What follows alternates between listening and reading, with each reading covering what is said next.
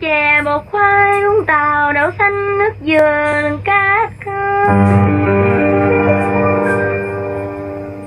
Nghe tiếng reo trong đêm dài u buồn, đêm từng đêm tầm gian quanh phố vắng.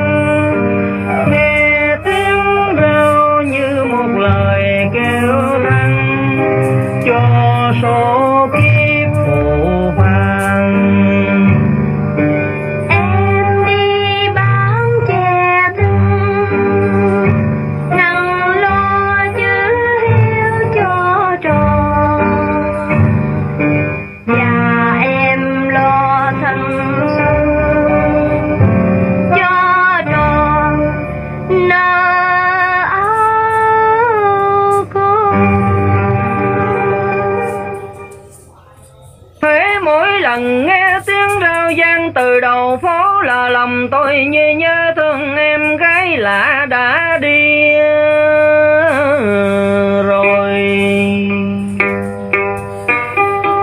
Cũng gánh gánh chè khuya qua lại đường này, em gái ấy ở trong cuối phố với một mẹ già tuổi độ 60.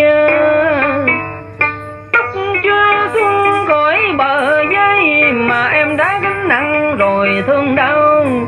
Vì nuôi mẹ khổ nghèo nên em phải chịu nhọc nhằn lo cho tròn câu hiếu thảo.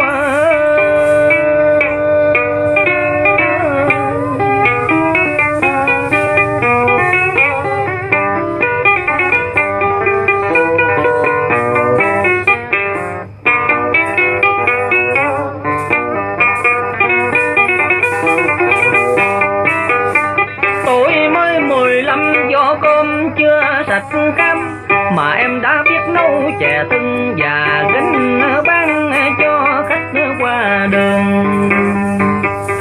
Nhưng tội nghiệp tay chữ AB em chưa biết một dần, nhưng em siêng lắm chiều nào em cũng học với bà mẹ già, chỉ đọc được dần xuôi.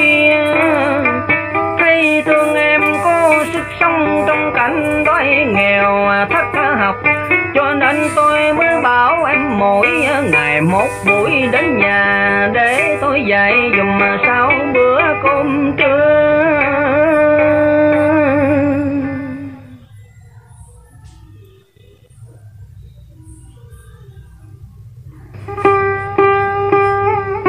Em đã học được chừng 10 bữa, bỗng nhiên em liên tiếp vắng 3 hôm. Tôi đang hỏi em vào lúc nửa đêm khi em gánh chè khuya về xóm vắng. Nghe tôi hỏi em cúi đầu im lặng rồi ngẩn nhìn tôi qua ngấn lệ tuôn trào. Em trả lời với tôi trong tiếng nói nghẹn ngào. Em nói em nghèo lắm không tiền mua giấy mực thì làm gì trả công thầy dạy dỗ cho em. Thầy ơi má đã dặn khuyên dốt đành chịu dốt đừng phiền người ta. Một con một mẹ đã già đói nghèo chịu được ơn kia khó đền.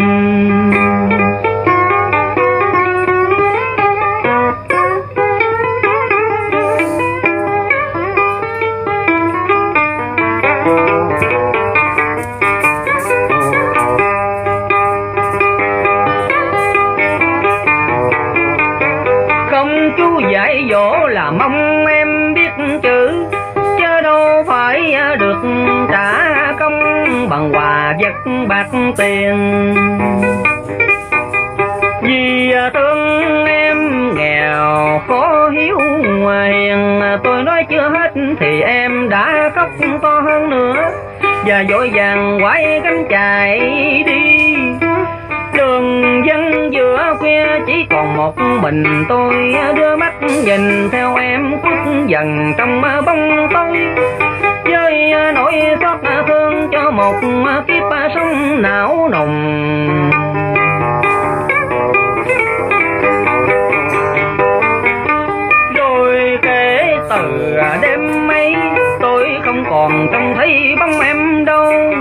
chừng hỏi thăm mới hay rằng em bị đuổi nhà và đã ra đi ở mướn để lấy tiền nuôi bệnh mẹ tại nhà thương. Nghe chuyện ấy lòng tôi nao nao buồn, tôi thương cho cuộc đời những trẻ bơ vơ. Rồi đêm đêm đi về trên xóm cũ, tôi bồi hồi như nhớ lại tiếng em rao, như còn vương vấn nơi phố lạnh cánh buồn. Em đi bán chè thân, nặng lo chữ hiu cho tròn, giờ em đi mất đâu còn, nhưng tôi nhớ mãi tâm hồn thơ ngây.